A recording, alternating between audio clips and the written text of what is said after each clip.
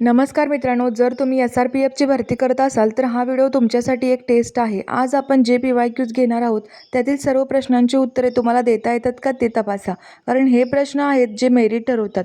Video शेवटपर्यंत पहा, कारण शेवटी मी एक अशी ट्रिक सांगणार आहे ज्यामुळे तुमचे अवघड प्रश्न काही सेकंदात सुटतील. चला तर मग सुरुवात करूया. क्रमांक 1. 4 टेबल व 5 खुर्च्या यांची एकूण किंमत 1200 रुपये आहे, तर 4 टेबल व 6 खुर्च्या यांची एकूण किंमत 1280 रुपये आहे. तर एक टेबल विकत घेण्यासाठी किती रुपये द्यावे लागतील? SRPF गट क्रमांक 15 गोंदिया 2021 मधील प्रश्न आहे हा. आता 4 टेबल म्हणून काय लिहितोय आपण? 4T लिहितोय, प्लस 5 खुर्च्याचं काय लिहितोय? 5C. यांची एकूण किंमत किती आहे? 1200 रुपये आहे.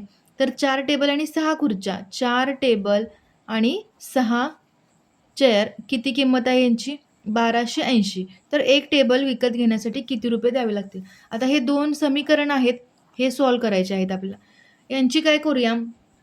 वजाबाकी करूया. वजाबाकी करताना आपण काय करतोय? चिन्हे बदलतात. म्हणजेच काय होतंय?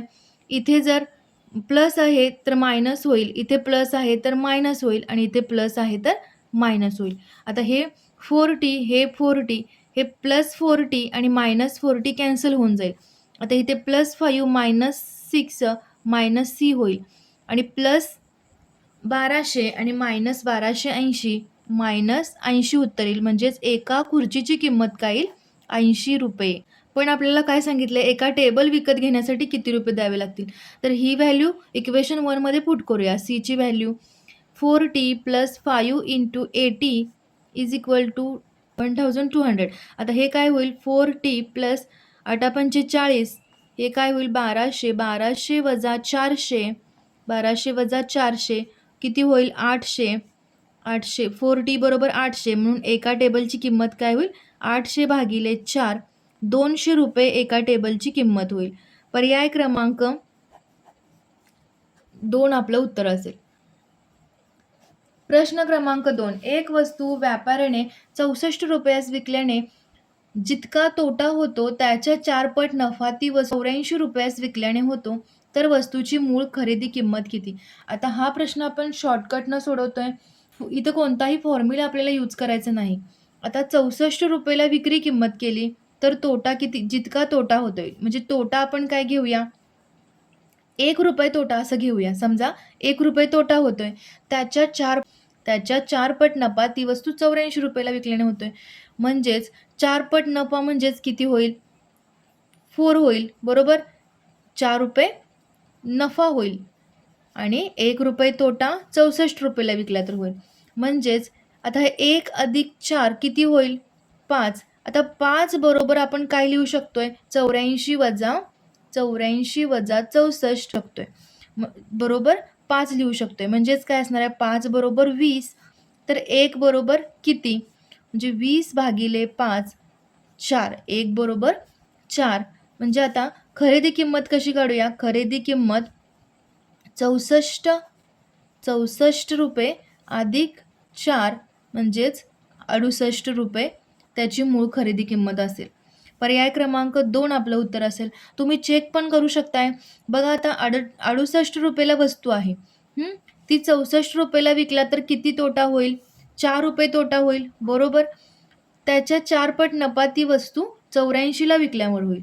आता 84 - 68 किती होईल? 16 होईल, बरोबर? 16. आता 4 रुपयेचा इथं तोटा झालेला आणि 4 चोक 16 नफा झालेला आहे. कितीला विकल्यानंतर? 84ला विकल्यानंतर. ही विक्री किंमत असेल, ही खरेदी किंमत असेल. 16 नफा झाला म्हणजे त्याचा 4 पट झाला. पर्याय क्रमांक, त्यामुळे खरेदी किंमत किती असेल? 68. पर्याय क्रमांक 2 आपलं उत्तर असेल. पडताळून देखील पाहिलेलं आहे आपण. या प्रकारची क्वेश्चनची प्रॅक्टिस करा. SRPF गट क्रमांक 15 गोंदिया पोलीस 2021 मध्ये हा प्रश्न विचारला गेला आहे. आता 2026 मध्ये देखील विचारला जाऊ शकतो. या प्रकारचे प्रश्नांची तयारी ठेवा. चला वळूया पुढच्या प्रश्नाला. क्रमांक 3. एक टेबल 863 रुपयाला विकल्यावर जेवढा नफा होणार आहे तेवढाच तोटा तो 631 रुपयावर विकल्यानंतर होणार आहे. तर टेबलची किंमत किती? आता हा क्वेश्चन जो आहे, आपण सेकंड नंबरचा जो क्वेश्चन पाहिला त्याप्रमाणेच आहे, परंतु इथं काय दिलेलं आहे? पटीमध्ये दिलेलं नाही. तिथे काय होती? 4 पटीने नफा वाढेल असं होतं प्रश्नामध्ये. इथं काय दिलेलं आहे? रुपये दिलेलं आहे. त्यामुळे सिंपल आहे. बघा इथं काय सांगितलंय, एक टेबल 863 रुपयास विकल्यावर जेवढा नफा होणार आहे. नफा कधी होतोय? विक्री किंमत मोठी असल्यावर. आता इथे विक्री किंमत दिलेली आहे 863. आपल्याला काय काढायचे? टेबलची खरेदी किंमत काढायची. आपण एक्स घेऊया ती आणि जेवढा नफा होणार आहे, ओके. म्हणजे विक्री किंमत वजा खरेदी किंमत, जेवढा नफा होणार आहे तेवढाच तोटा तो 631 रुपयास विकल्यावर होईल. आता तोटा कधी होतोय? जेव्हा खरेदी किंमत मोठी असते, म्हणजे खरेदी किंमत वजा 631. आता हे सॉल्व्ह करा. 863 अधिक हे तर इथं मायनस आहे, इथं प्लस होईल हे 631 आणि हे इथं मायनस एक्स आहे, हे काय होईल? एक्स आणि हे प्लस एक्स 2x होईल. तर ह्याची व्हॅल्यू किती येईल? 1494. आता एक्स जी असणार आहे ती आपली खरेदी किंमत असणार आहे, जी की त्यांनी आपल्याला विचारली आहे.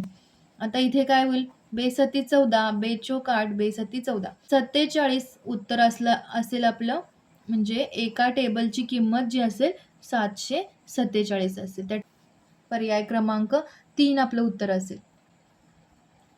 प्रश्न क्रमांक 4. अनिलचा पगार संजयपेक्षा 25% जास्त आहे, तर संजयचा पगार अनिलपेक्षा किती टक्क्यांनी कमी आहे?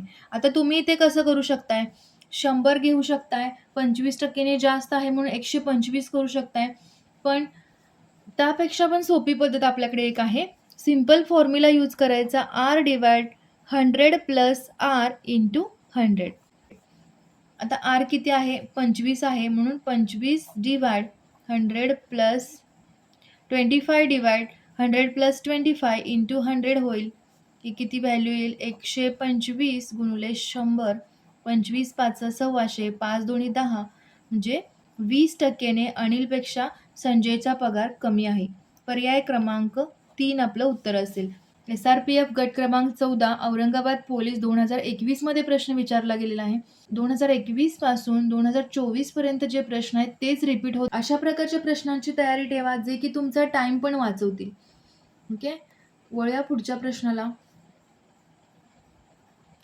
प्रश्न क्रमांक 5. एका कुरणामध्ये गायी व गुराखी यांची संख्या 24 आहे, त्यांच्या पायांची संख्या 84 आहे, तर कुरणामध्ये किती गायी आहेत? आता आपण पर्यायावरून जातोय. आता इथं काय म्हटलंय? गायींची संख्या 18 दिलेली आहे. ऑप्शन 1 मध्ये गायी दिलेल्या आहेत 18. आता कुरणामध्ये गायी व गुराखी यांची संख्या 24 दिलेल्या आहेत. म्हणजे गुराखी किती असतील? 24 वजा 18, 6 गुराखी असतील, बरोबर. त्यांच्या पायांची संख्या 84 आहे. आता ही जी कंडिशन आहे ती सॅटिस्फाय होते का बघूया. पायांची संख्या किती आहे? 84. गायीचे पाय 4, 18 गुणिले 4 प्लस गुराखींचे पाय 2, यांची संख्या आपल्याला तर 84 यायला पाहिजे. 18 चौक 72 प्लस 6 दोन्ही 12, 84 आपल्याला इथं मिळालेला आहे. त्यामुळे पर्याय क्रमांक 1 आपलं उत्तर असेल. अगदी 2 सेकंदात आपण क्वेश्चन सोडवलेला आहे. तर ऑप्शनवरून अशा प्रकारचे जे गणिते असतात ते ऑप्शनवरून सोडवण्याचा प्रयत्न करा. चला वळूया पुढच्या प्रश्नाला. क्रमांक 6. अनिलने प्रत्येकी एका पेन्सिलपेक्षा 8 रुपये जास्त किंमत असलेले 16 पेन, प्रत्येकी रुपये 30 किंमत असलेल्या 12 वह्या, प्रत्येकी रुपये 10 किंमत असलेल्या 10 पेन्सिली आणि प्रत्येकी 1 वही व 1 पेन्सिल यांच्या एकत्रित किमतीपेक्षा रुपये 35 कमी असलेले 6 खूळ रबर खरेदी केले. अनिलने खर्च केलेली एकूण रक्कम दाखवणारा पर्याय निवडा. तर प्रश्नामध्ये काय सांगितलेलं आहे? अशा प्रकारचे जे प्रश्न असतात ते विद्यार्थ्यांना कन्फ्यूज करण्यासाठी एक्झामिनरने मध्ये ठेवलेले असतात. प्रत्येकी रुपये 30 रुपये किंमत असलेल्या 12 वह्या, म्हणजे एक वहीची किंमत किती आहे? 30 रुपये. अशा 12 वह्या म्हणजे किती झाले? 30 गुणिले 12, 12 त्रिक 36, 36 रुपयाच्या वह्या झाल्या. प्रत्येकी रुपये 10 किंमत असलेल्या 10 पेन्सिली, म्हणजे एक पेन्सिलची किंमत आहे 10 रुपये. अशा 10 पेन्सिली म्हणजे किती? 10 गुणिले 10, याचे झाले 100 रुपये पेन्सिल. ओके. आता इथं काय सांगितलं आहे, सुरुवातीला काय सांगितलं, एका पेन्सिलपेक्षा 8 रुपये जास्त किंमत असलेले 16 पेन. आता एका पेन्सिलीची किंमत आहे 10, त्यापेक्षा 8 रुपये जास्त असलेली किंमत, त्याच्या म्हणजे 18 रुपयाला 1 पेन. असे 16 पेन खरेदी केलेत, म्हणजे 18 गुणुले 16, याचं उत्तर किती येईल? 288 रुपये. आता हे पेनचे झाले. ओके, हे झाले वह्या, हे झाल्या पेन्सिली 100 रुपयाच्या झाल्या आणि पेन झाले 288 रुपयाचे. आता इथे काय सांगितलेलं आहे आपल्याला, आणि प्रत्येकी एक वही व एक पेन्सिल. एक वहीची किंमत किती आहे? 30 रुपये. एका पेन्सिलची किंमत किती आहे? 10 रुपये. यांची एकत्रित किंमत किती झाली? 40 रुपये.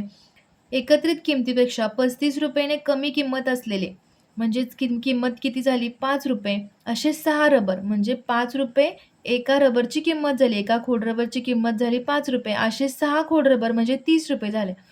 आता 30 रुपयाचे खोड रबर झाले. आता पुढे प्रश्नामध्ये काय विचारले, अनिलने खर्च केलेली एकूण रक्कम दाखवणारा पर्याय निवडा. तर याची ॲडिशन करायची. 360 अधिक 100च्या पेन्सिली, 360च्या वह्या, 288 रुपयाचे पेन आणि 30 रुपयाचे खोड रबर.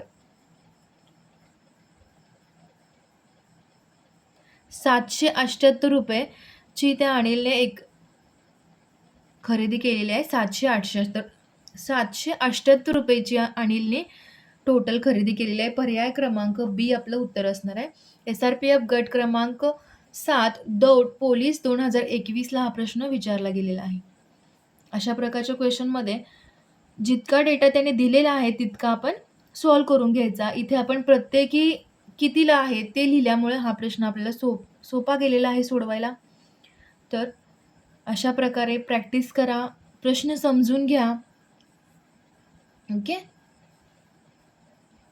तर मित्रांनो, हे होते SRPFसाठी महत्त्वाचे PYQs. लक्षात ठेवा, सरावच तुम्हाला इतरांपेक्षा पुढे घेऊन जाईल.